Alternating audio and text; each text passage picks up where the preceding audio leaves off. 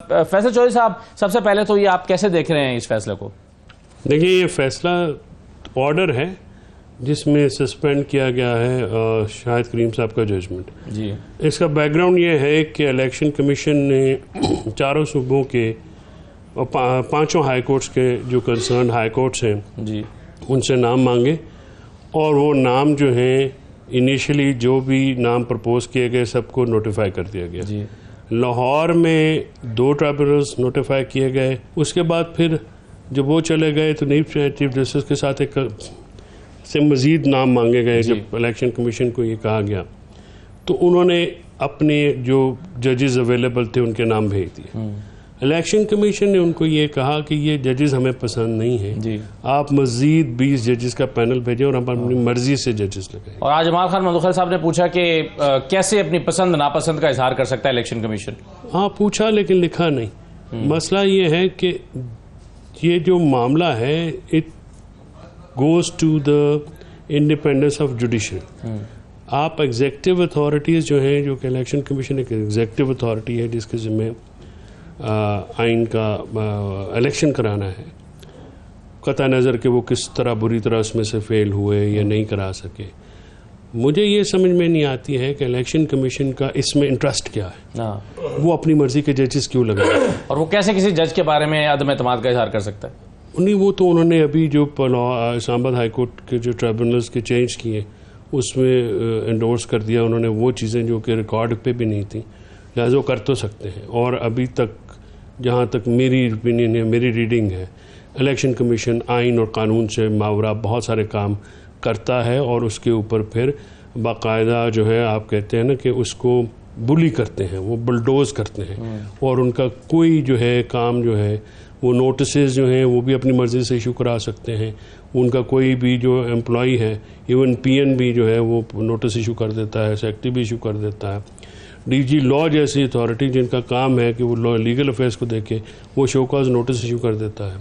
تو election commission کے کام جو ہیں وہ بہت ہی ڈائکاٹمی یہ ہے کہ ایک پارٹی کے جو امیدواران ہیں ان کو ٹرائبونل میں بھیجا جا رہا ہے، حکومتی پارٹی کے لوگوں کے آرڈر کیے جا رہے ہیں، جو کہ ایک اور کیس جس میں قاضی صاحب بھی وہ کے بینچ میں وہ لگی ہوئی ہے کہ الیکشن کمیشن جو ہے ریکاؤنٹنگ کے آرڈر کب کر سکتا ہے. تو یہ جو معاملہ چل رہا ہے اس وقت اسد اللہ، یہ جو الیکشن کا فراڈ ہے، تو اس کو کور اپ کرنے کے لیے ظاہر ہے حکومت بھی کیونکہ اس کی بینیفیشری ہے، اور کچھ ٹولز ہیں، ایگزیکیوشنرز ہیں اس پلان کے، ایول پلان کے، وہ جو ہیں ان کو کور فراہم کر رہے ہیں. سو یہ جو آج کا فیصلہ ہے اس میں ہم دیکھیں کہ کنسلٹیشن جو ہے، میننگ فل کنسلٹیشن، اس کو تو اپ ہولڈ کیا گیا. یہ الجہاد ٹرسٹ کیس میں یہ فیصلہ ہو چکا ہے کہ مشاورت برائے مشاورت نہیں ہوگی، مشاورت میننگ فل ہوگی. میننگ فل کا مطلب یہ ہوتا ہے کہ جو چیف جسٹس صاحب کو نام دیں گے انڈیپینڈنس آف جوڈیشری کو انشور کرنے کے لیے، آپ ان پہ عمل درآمد کریں گے اور وہی ججز لگیں گے. آپ ڈکٹیٹ نہیں کر سکتے، جو کہ کسی نے ریمارک پہ دیا کسی جج نے کہ آپ کس طرح سے ڈکٹیٹ کر سکتے ہیں کہ فلاں نہیں تو فلاں، فلاں نہیں تو فلاں. تو یہ چیز جو ہے دیکھنے کی چیز سارے میں یہ ہوگی کہ آپ نے اس کے ساتھ معذرت چاہتا ہوں میں تھوڑا ٹائم لے رہا ہوں. جو ایک اور پرابلم جو سپریم کورٹ کو اس وقت مجھے نہیں سمجھ میں آتا کہ لائرز نے کیوں نہیں ان کی توجہ مبذول کرائی، یہ جو under the law election act ہے، یہ جو پٹیشنز ہیں یہ اپنی پریزنٹیشن کے 6 مہینے کے اندر یہ ڈیسائیڈ ہونی ہے، مینڈیٹری ہے. اب پریزنٹیشن ہو چکی ہے، 60 دن گزر چکے ہیں، ابھی تک انیشل ہیئرنگز نہیں ہو چکی ہیں بہت ساری چیزوں کے اوپر. تو الیکشن کمیشن نے یہ ٹرائبونلز کو اپنے کام سے روک دیا ہے. ٹھیک ہے، یہ کہہ سکتے تھے کہ فائنل آرڈر نہ پاس کریں، آپ پروسیڈ کریں.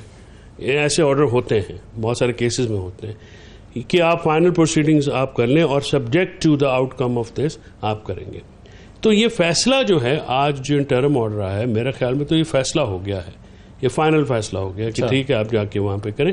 لیکن اس سے نقصان لیٹیگنٹس کا ہوگا کہ جن کی جو پٹیشنز پینڈنگ پڑی ہوئی ہیں وہ ایز پر الیکشن ایکٹ کہ خدشہ ہے کہ وہ 180 دن میں خدشہ نہیں. یہ تو آپ دیکھیں نا نیچرلی وہ کیسے ہوگی, نہیں ہو پائے گا. اب پتہ نہیں یہ کب ٹریبیونل بنے, کب مشاورت مکمل ہو, یہ معاملہ پھر جا کے سپریم کورٹ میں اپیلیں دائر کرے الیکشن کمیشن. مجھے الیکشن کمیشن کی سمجھ میں نہیں آتی ہے کہ وہ کیوں اتنی دلچسپی لے رہے ہیں. فیصل چودھری صاحب, یہ ہے کہ اگر آج کیس سنا جا رہا ہے, ظاہر ہے سپریم کورٹ کے پیش نظر وہ پہلے والا قانون ہے, لیکن اگر کوئی نیا قانون آ جاتا ہے ججز کی ٹرائبونلز کے حوالے سے, تو پھر تو چلتے ہوئے کیس میں بھی سپریم کورٹ اس نئے ایکٹ کو دیکھے گی نا. پھر وہ تو نہیں دیکھے گی کہ پہلے طریقہ کار کیا تھا, میننگ فل مشاورت ہونی چاہیے. وہ کہیں گے بس ٹھیک ہے اب تو نیا قانون آ گیا, آپ ریٹائرڈ ججز کو لگا دیں. نہیں ہے سر, بات یہ اس طرح سے نہیں ہوتی نا. یہ جو ملیشس یا ایک آپ سمجھیں کہ موٹیویٹڈ لیجسلیشن ہے, اس کو سپریم کورٹ آف پاکستان نے یا ہمارے یہاں سپیریئر کورٹس نے ایک دفعہ نہیں سینکڑوں دفعہ چیک کیا ہے, اور ایک بیسک سٹرکچر ہے کانسٹیٹیوشن آف پاکستان کا جس میں انڈیپینڈنس آف جوڈیشری کو بڑا جو ہے انشور کیا جاتا ہے. اس قسم کی لیجسلیشن جب بھی آتی ہے, فار ایگزامپل اس کو ریٹروسپیکٹیو افیکٹ بھی دیا جاتا ہے, اور یہ جیسے آپ نے کہا کہ چلتے ہوئے کیس کو آپ پرانے بھیجیں, تو 151 میں پاور ہے الیکشن کمیشن کے پاس, لیکن وہ زیادہ تر ایڈمنسٹریٹو بنیاد پہ ہوتی ہے. یعنی اگر 2 ٹرائبیونل ہیں اور 20 کیس ہیں, ایک کے پاس 12 ہیں دوسرے کے پاس 8 ہیں, تو الیکشن ٹرائبیونل ان کو بیلنس کرنے کے لیے وہ کہہ سکتے ہیں کہ یہ آپ 2 ٹرائبیونلز ہیں, ان میں آپ 10-10 بھیج دیجئے تاکہ سوئفٹ اس کی ڈسپوزل ہو سکے. جو یہ پوری کی گئی ہے, جو اسمبلی میں بل بھی پاس کیا گیا اس سے پہلے آرڈیننس, میرا خیال میں اس میں جو کنسلٹیشن جو ریٹائرڈ ججز کی بھی ہوگی یہ ان کو کرنی پڑے گی. کس سے؟ چیف رسپیکٹ جو کنسرن چیف جسٹس ہیں ان سے کرنی پڑے گی, کیونکہ یہ الجہاد ٹرسٹ کیس سے لے کے منیر کیس اور اس کے بعد ریسنٹلی بھی کچھ ججمنٹس جو آئی ہیں, یہ جو جوڈیشری اپنی کنسلٹیشن کا جو ایبسولوٹ رائٹ ہے یہ اس کو فورگو نہیں کرنے دے گی. اس کی وجہ یہ ہے کہ فیئر ٹرائل جو ہے وہ فنڈامنٹل رائٹ ہے. اگر ایک فریق وہ بائی ہک اور بائی کروک گورنمنٹ میں آ جاتا ہے اور وہ لیجسلیشن کے ذریعے اپنے جو مفادات ہیں ان کو تحفظ کرتا ہے, تو ظاہر ہے عدالت اس کو چیک تو کرے گی. عدالت اس کو چیک کرتی ہے یا نہیں کرتی, that's a different debate. But in ideal situation یہ کرنا بھی چاہیے, اور اس قسم کی لیجسلیشن جو ہے it will violate the fundamental rights. ٹھیک ہے, تو فنڈامنٹل رائٹس کی وائلیشن آپ کہہ رہے ہیں جیسے آرڈیننس سسپینڈ ہوا ہے اس طرح سے ایکٹ کے آرڈیننس تو سسپینڈ جو ہے وہ آرڈیننس سسپینڈ نہیں ہوا, وہ اس کی ورکنگ سسپینڈ ہوئی تھی.